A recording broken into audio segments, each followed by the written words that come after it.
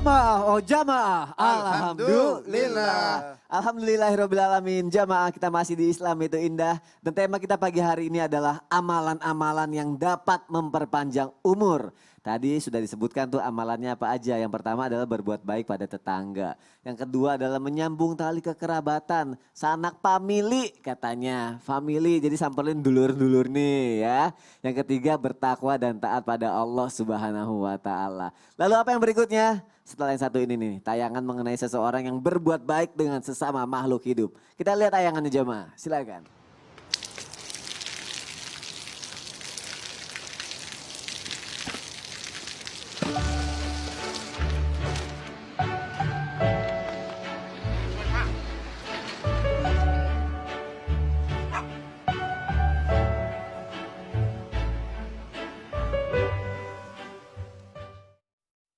Nah, kalau misalnya kita berbuat baik kepada sesama manusia, ya Ustadz Syam itu memang diwajibkan ya Ustadz Syam ya. Benar. Apalagi tetangga tadi sudah disebutkan juga sama Ustadz Syam.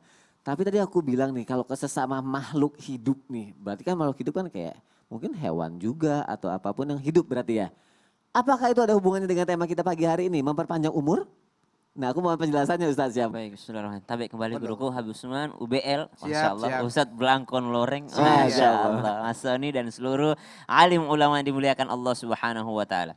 Ada satu firman Allah Subhanahu wa Ta'ala di akhir surah Ali Imran yang bisa kita ambil pelajaran yang sangat luar biasa indahnya. Allah Subhanahu wa Ta'ala mengatakan, Rabbana ma khalaqta hadza batilan subhanaka faqina adzaban nar. Rabbana ma khalaqta hadza batila. Sungguh ya Allah, engkau tidak pernah menciptakan sesuatu itu useless atau tidak berguna sama sekali, gitu kan? Anfaedah kalau istilah anak-anak sekarang gitu. Tidak ada yang diciptakan Allah itu anfaedah, tidak ada sama sekali. Maka subhanak, maka maha suci engkau ya Allah, faqina adzabannar. Jadi kalau kita merasa di lingkungan kita ini masih ada sesuatu yang tidak berguna, berarti kita ini masih tidak bisa melihat kegunaannya. Bukan Allah Allah menciptakan yang tidak berguna, tidak, tapi kita yang tidak bisa melihat kegunaannya. Subhanallah, nyamuk aja itu ada gunanya. Seandainya nggak ada nyamuk, nggak ada perusahaan obat nyamuk gitu. Oh, iya juga ya. Jadi semua itu ada gunanya gitu, tumbuhan pun, dan semua itu harus kita berlaku baik kepadanya. Subhanallah. Nabi SAW itu bukan hanya berbuat baik sesama manusia. Kalau akhlak Nabi sesama manusia nggak usah ditanya mah. Semuanya mencintai Rasulullah SAW. Bahkan yang menjadi musuh Nabi itu benci Nabi bukan karena nabinya. Jadi semuanya itu cinta sama Nabi sebenarnya. Abu Jahal semua itu cinta sama Nabi. Mereka itu membenci Rasulullah bukan karena pribadinya, tapi karena kenabiannya. Jadi mereka membenci itu karena kenabiannya aja. Mereka tidak mengakui bahwa Nabi SAW adalah seorang Nabi. Mereka tidak mau mengikuti itu. Tapi kalau dibilang pribadinya, semua mencintai Rasulullah SAW. Itu kalau manusia. Bagaimana dengan makhluk yang lainnya? Rasulullah SAW sedang berkhutbah. Ketika sedang berkhutbah, lalu terdengar suara tangisan. Para sahabat saling menoleh, siapa yang nangis? Perasaan pembahasannya nggak terlalu sedih gitu. Yeah. Siapa yang nangis gitu, saling mencari-mencari. Akhirnya Rasulullah SAW turun daripada mimbarnya, mendatangi mimbar lamanya daripada batang kurma. Kata Rasulullah SAW, ketahuilah para sahabatku, suara tangisan itu daripada batang kurma ini yang pernah sebelumnya kujadikan mimbar. Jadi ternyata mimbar yang dipakai Nabi berkhutbah tadi itu adalah mimbar baru. Nah, pelapah kurma atau yang namanya batang kurma yang sebelumnya dipakai jadi mimbar tuh nangis. Kenapa? Karena merasa bahwa, aduh saya udah nggak ngerasain lagi kasih sayang Rasulullah SAW. Bagaimana Rasulullah menyayangi yang namanya batang kurma loh disayangi oleh Rasulullah SAW. Jadi kalau kita mengaku ikut sunnah Nabi SAW, tidak ada yang kita jadikan itu tidak berguna. Semuanya berguna dan kita menyayangi semuanya. Bagaimana Rasulullah dengan binatang? Oh subhanallah, pernah ingat ada hadis bahwasanya seandainya ada Tuhan yang lain yang boleh disembah oleh umatku, maka kusuruh seorang istri menyembah suaminya. Atau seorang anak menyembah orang tuanya. Saking tingginya derajat suami dan tingginya derajat seorang orang tua. Hadis ini itu panjang sebenarnya. Jadi riwayat ini panjang, ada kisah sebelumnya. Jadi ada onta liar yang berlarian di kebun. Semua sahabat sudah berusaha untuk menenangkannya. Tidak ada yang berhasil menenangkannya. Rasulullah Shallallahu Alaihi Wasallam datang langsung tunduk onta tersebut kepada baginda Nabi Shallallahu Alaihi Wasallam. Bukan karena yang namanya Rasulullah SAW jugalah sebagai seorang yang berwibawa, tapi juga karena Rasulullah SAW adalah memperlakukan makhluk hidup itu dengan penuh cinta dan kasih. Subhanallah. Rasulullah bagaimana tahu namanya burungnya Aba Umair gitu ya, burung piaraannya mengatakan, ya Aba Umair ma fa'alan Nugair, wahai Aba Umair bagaimana keadaannya Nugair, apakah Nugair sedang sakit, apakah Nugair sedang yang namanya sudah mati gitu, jadi burungnya sudah mati gitu. Jadi subhanallah Rasulullah SAW memperlakukan semua makhluk hidup. Cuman pelajaran untuk teman-teman sekalian, karena Syam tahu banyak di antara kita yang pecinta hewan misalnya gitu ya. Jangan sampai ketika Anda berbuat baik kepada hewan ini, beli makanan kucing mahal banget, beliin vitamin kucingnya mahal banget, betul. tapi ternyata dia nggak pernah ngirimin makanan ke tetangganya.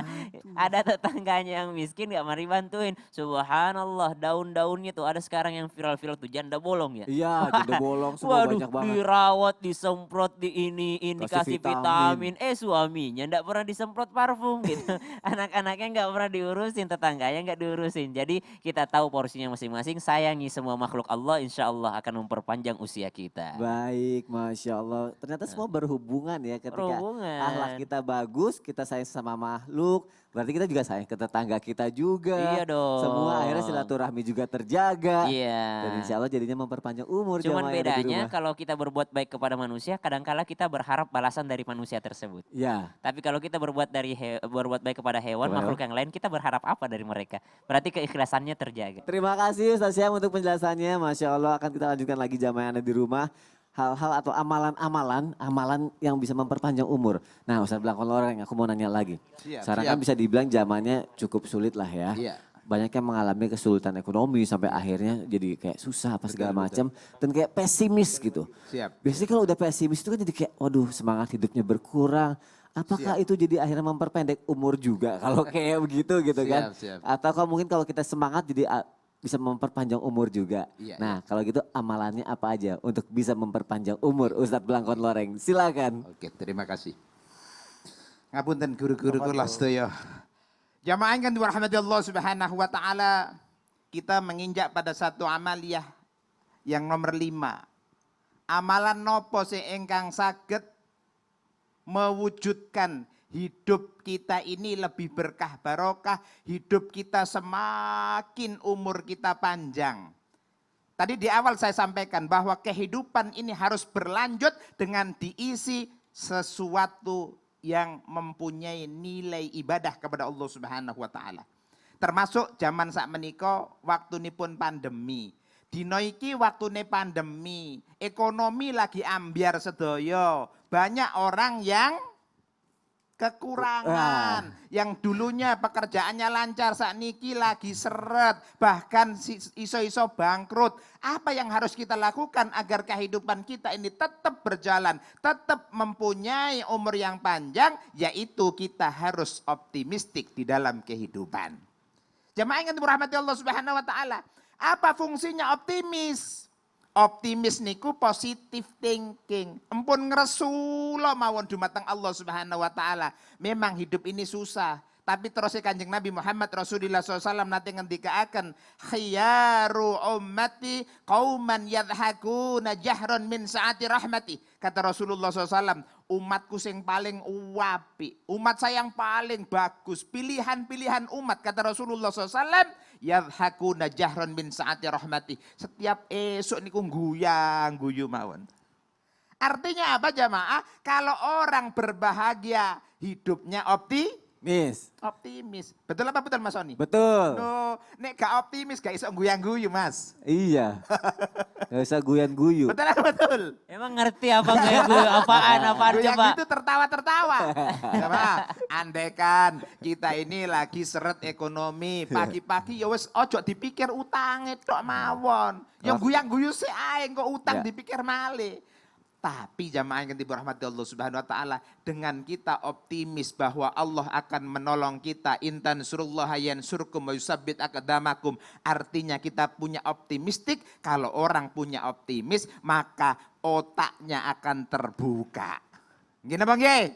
Nggih. Oh, kalau orang itu optimis, otaknya akan terbuka, berpikirnya akan berpikir maju ke depan. Dia punya kreasi, seumpama usahanya kemarin sesuatu yang diusahakan itu bangkrut, dia memutar otaknya, menggunakan segala daya, imajinasinya, menggunakan daya pikirannya, kemudian akan muncul ide-ide kreatif. Betul apa betul? Betul. Leres apa leres? Leres.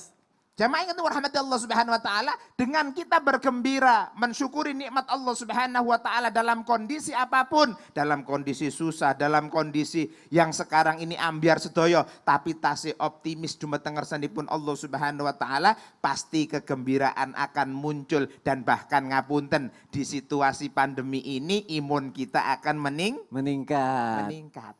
Kalau imun meningkat, ngapunten ini kan dikaitkan dengan pandemi. Iya. Kalau COVID itu imun kita turun, Gampang ya, terkena penyakit. malah gampang. Memang betul sih, zahiriyah kita pakai masker, pakai visil, cuci tangan dan seterusnya. Tapi kalau imunnya tidak dikuatkan, bahkan kalau imannya lemah, nah itu akan mampu merontokkan dan memasukkan berbagai macam penyakit kepada diri kita. Kalau penyakit masuk, metune nanti. Apa tuh? Keluarnya kemana? Oh, iya. Hasilnya apa? Ya pasti meninggal Dunia. kalau kena Iya, penyakit, tidak benar. sembuh. Makanya iman harus dipertegas dan dipertebal. Itulah dengan cara optimistik di dalam menghadapi kehidupan. Kita lan panjenengan sami kudu optimis, positif King. positif thinking. Jamaah yang dirahmati Allah Subhanahu wa taala, urip niki monggo sing seneng. Jangan ngeluh terus. Nah, Ngapunten, walaupun hidup kita ini kathah masalah, tapi harus dihadapi dengan senyuman. Kayak nopo mboten senyum, nek kita lan panjenengan sami mboten saged tersenyum, berarti mboten saged syukur dumateng Allah Subhanahu wa taala. Contoh, kita lan panjenengan sami wis diwenehi umur sing panjang ngeten niki, monggo disyukuri jamaah. Kehidupan harus optimistik, tatap kehidupan kita dengan berprestasi kepada Allah, dan kita harus meningkatkan derajat baik di hadapan manusia, lebih-lebih di hadapan Allah Subhanahu wa Masya taala Allah. dengan berprestasi dan optimis. Yuk kita lebih optimis, jamaah yang ada di rumah. Masya Allah, kalau kita optimis tadi Ustadz Blangkon bilang, kita jadi lebih kreatif. Kalau kita ada masalah, kesulitan, jadi otak kita muter ya Ustadz ya. Betul. Kita cari solusinya apa, jalan keluarnya Iya, apa. dengan guyang-guyu saja. Dengan apa? tertawa-tertawa Ketawa-ketawa saja. aja, kita Iya. jalani hidup dengan santai, tapi Betul. tetap ke arah yang lebih baik. Betul. Masya Allah. Siap untuk lebih optimis? Siap kalau gitu. Siap untuk segmen berikutnya? Segmen Tanya Dong Ustadz. Kami semua tanya dong Ustadz. Subhanallah, Masya Allah. alhamdulillah. Habib Utsman bin Ustadz Yahya. Syam. Kita sekarang mau menyapa jamaah yang sudah ada di sosial media. Khair, bismillah. Tapi mudah-mudahan sambil dia ngetik pertanyaannya sambil nonton juga. Karena kita jawabnya bukan di sosial media, tapi jawabnya Betul. langsung di TV insya Allah. Pertanyaan pertama langsung Habib ya, mohon izin Habib. Dari Etingcil. Assalamualaikum Ustadz, saat ini COVID masih viral. Sehingga membuat jiwa kemanusiaan muslim menjadi pudar. Salah satunya adalah ketika ada teman kerabat yang meninggal dunia. Mereka enggan untuk takziah dengan alasan takut COVID. Berdosakah mereka yang melalaikan tugas kepada sesama muslim yang sudah meninggal dengan tidak menyolatkan dan mengantar ke pemakaman? Padahal jelas-jelas yang meninggal bukan karena COVID. Terima kasih Ustaz. Bismillahirrahmanirrahim. Allahumma sholli ala sayyidina Muhammad wa ala ali sayyidina Muhammad. Sebetulnya tidak pudar jiwa kemanusiaan dan kemuslimannya. Karena apa? Ini adalah perintah agama yang harus dijalankan. Rasulullah SAW bersabda, tidak boleh membahayakan diri sendiri dan orang lain. Siapapun yang membuat suatu bahaya, maka Allah akan membalasnya. Dan siapapun yang membuat kesulitan atas orang lain, maka Allah akan menyulitkannya. Ketika wabah terjadi, maka yang di dalam gak boleh keluar. Yang di luar juga gak boleh masuk ke dalam. Mereka ingat, tidak berdosa karena mereka wajib menjaga dirinya. Wajib untuk menjaga dirinya dan keluarganya yang ada di rumahnya. Walaupun itu ternyata meninggalnya bukan wabah, karena mereka juga berhati-hati dan menjalankan protokol kesehatan yang ada di setiap daerahnya. Kalau daerahnya lagi PSBB, daerahnya lagi ini, itu dan lain sebagainya, harus mengikuti aturan daerah setempat. Sehingga apa? Sehingga bisa mengerti dan memahami bahwasanya mengikuti aturan adalah untuk menyelamatkan kita dan keluarga kita. Masya Allah. Jadi memang kalau udah ngikutin itu sama aja jiwa kemanusiaannya masih ada, Betul, bukan berarti nggak betul, ikut ini ya Bib ya. betul. Kewajibannya berarti sudah luntur ya Bib. Sudah luntur. Subhanallah. Baik. Karena situasinya seperti ini. Situasional aja. Karena agama itu tidak memaksa Bib ya. Agama Islam mudah. Dan Tapi solusi jangan dipermudah. dimudah-mudahkan. Subhanallah. Kita lanjut Bib. Pertanyaan yang kedua. Nah, gantian Ustaz Sam. Gantian, siap. Aneh yang nanya. Bismillahirrahmanirrahim. Ustaz Sam, nih ada Siap, pertanyaan siap. dari @gurl.der. Asik. Girl Del gitu. World Assalamualaikum Ustadz Syam, saya ingin bertanya, Assalamualaikum bagaimana hukumnya kita sebagai kaum hawa atau kaum wanita memposting foto kita di sosial media? Kan katanya wajah wanita itu bisa menggoda para kaum Adam atau kaum laki-laki. Tapi kita kaum perempuan ini atau kaum hawa ini niatnya bukan untuk menggoda, hanya ingin untuk mengisi konten saja. Mohon pencerahannya Ustadz Syam. Terima kasih. Baik, bismillahirrahmanirrahim. Tabi guruku Habib Usman Tafadhol, dan Ustaz Syam. UBL dan seluruh guru kami dimuliakan Allah Subhanahu wa taala termasuk penanya. Jadi hukum foto itu berbeda pandangan ulama, hukum fotonya gitu. Kemudian yang jelas-jelas tidak boleh adalah ketika sudah memamerkan aurat. Memamerkan aurat itu jelas-jelas sudah tidak boleh. Kemudian yang kedua memamerkan maksiat, itu jelas-jelas tidak boleh. Adapun ketika seorang wanita mengupload fotonya, yang paling tahu adalah si wanita tersebut, niatnya apa. Jadi yang paling tahu adalah Anda sendiri, bukan kami yang menilai.